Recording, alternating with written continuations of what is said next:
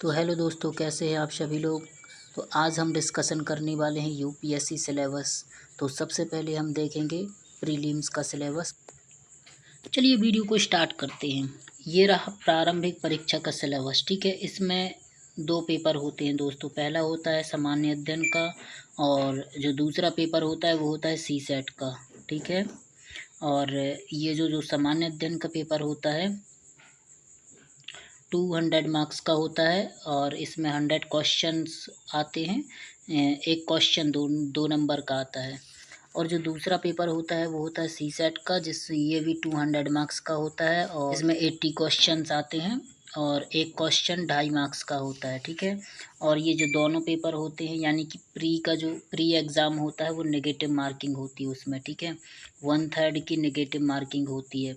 इसका मतलब क्या होता है? इसका मतलब होता है कि यदि आप 3 क्वेश्चन गलत करते हैं तो आपका एक क्वेश्चन के बराबर का अंक काट लिए जाते हैं।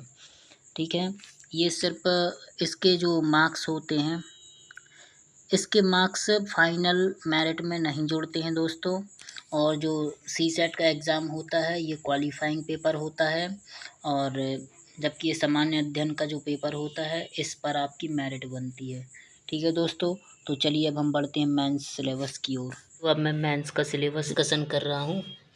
तो जो इसमें जो पहला पेपर होता है वो आपका होता है निबंध का, और जो आपका सेकंड पेपर होता है दोस्तों वो होता है आपका सामान्य अध्ययन का। ये सामान्य अध्ययन का फर्स्ट पेपर है। ठीक है, ये 250 मार्क्स का होता है, और जो निबंध का होता है ये भी 250 मार्क्स का होता है। ठीक है, और जो हमारा थर्ड पेपर है वो है सामान्य अध्ययन सेकंड। ठीक है, ये भी 250 मार्क्स का होता है। और जो फोर्थ पेपर होता है ना, यानी कि सामान्य अध्ययन पेपर 3, तो ये भी 250 मार्क्स का होता है। ठीक है, इसके बाद अब ये होता है जो हमारा फिफ्थ पेपर, ये भी सामान्य अध्ययन का होता है। इसको बोला जाता है सामान्य अध्ययन पेपर 4। ठीक है, ये भी 250 मार्क्स का होता है। इसके बाद हम देख लेते हैं ऑप्शनल। ठीक है, तो आप कोई भी सब्जेक्ट ऑप्शनल में चूज़ कर सकते हैं जिसमें आपका इंटरेस्ट हो, जो भी आपको सुटेबल लगे वो सब्जेक्ट आप चूज़ कर सकते हैं। उसके 2 पार्ट में एग्ज़ाम होते हैं। ठीक है, पहला ऑप्शनल और सेकंड ऑप्शनल, यानी कि एक ही आपको सब्जेक्ट ऑप्शनल चुनना पड़ेगा, उसको 2 पार्ट में एग्ज़ाम ले लिए जाते हैं। ठीक है, तो जो दोनों पार्ट में एग्ज़ाम लिए जाते हैं तो ये भी 250 मार्क्स के होते हैं दोनों एग्ज़ाम। ठीक है, कुल मिलाकर जो ऑप्शनल होता है आपका वो होता है 500 मार्क्स का। ठीक है, के बाद अनिवार्य भाषा का पेपर होता है, यानी कि संविधान की अनुसूची में उल्लिखित 22 भाषाओं में से कोई भी एक भाषा का चयन करना होता है। तो आप कोई भी भाषा का चयन कर सकते हैं अपने हिसाब से, जो भी आप भाषा चूज़ करना चाहें वो आप कर सकते हैं। एक उसका पेपर होता है। ये जो पेपर होता है ये 300 मार्क्स का होता है। ठीक है, 300 मार्क्स का होता है।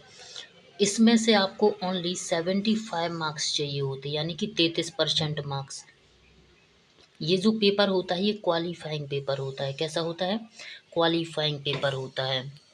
इसके बाद आपका जो पेपर होता है वो होता है इंग्लिश का। ठीक है, ये कंपलसरी पेपर है, ये सभी के लिए कॉमन है। ठीक है, तो ये भी 300 मार्क्स का पेपर होता है, और इसमें भी आपको 75 मार्क्स लाने होते हैं, यानी कि 33% मार्क्स इसे क्वालिफाई करने के लिए। ठीक है, तो आई होप कि आप लोगों को इतना तो समझ आ गया होगा। चलिए बढ़ते हैं, अब थोड़ा इसको विस्तार से समझ लेते हैं कि इसमें पढ़ना क्या है आप लोगों को। ठीक है, अभी तो जाना है हमने पेपर के बारे में कि कितने पेपर्स होते हैं मेंस में। तो मैंने बताया कि कुल 9 पेपर होते हैं, जिसमें 2 पेपर क्वालिफाइंग होते हैं, और आपके 7 पेपर होते हैं जिसके मार्क्स जुड़ते हैं। तो मैंने पहले ही बता दिया था कि एक निबंध का पेपर होता है। ठीक है, तो जो कि होता है 250 मार्क्स का। ठीक है, इसके बाद मैं बता देता हूँ आपको सामान्य अध्ययन के जो चारों पेपर होते हैं उसमें से आपको क्या क्या पढ़ना पड़ेगा।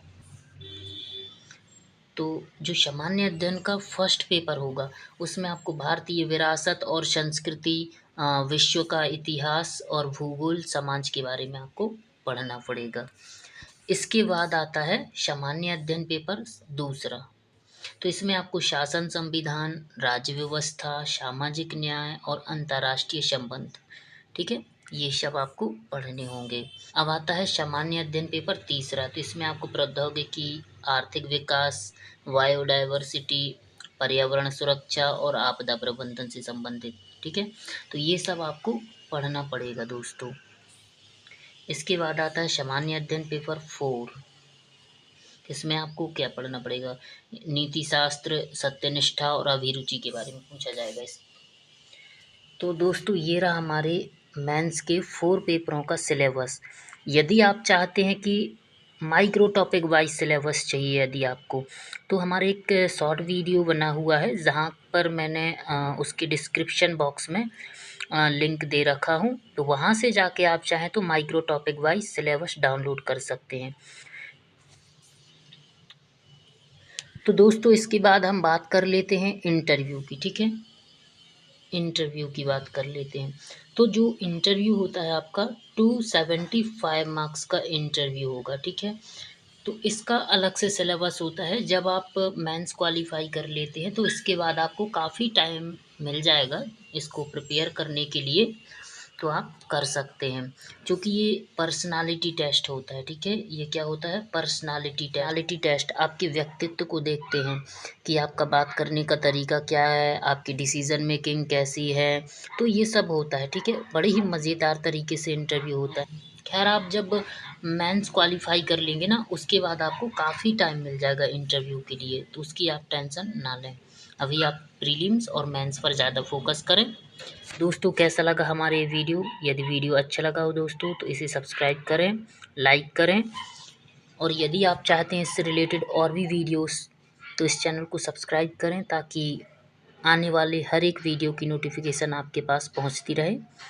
फिर मिलते हैं किसी नए वीडियो के साथ, तब तक के लिए बाय बाय, टेक केयर, धन्यवाद।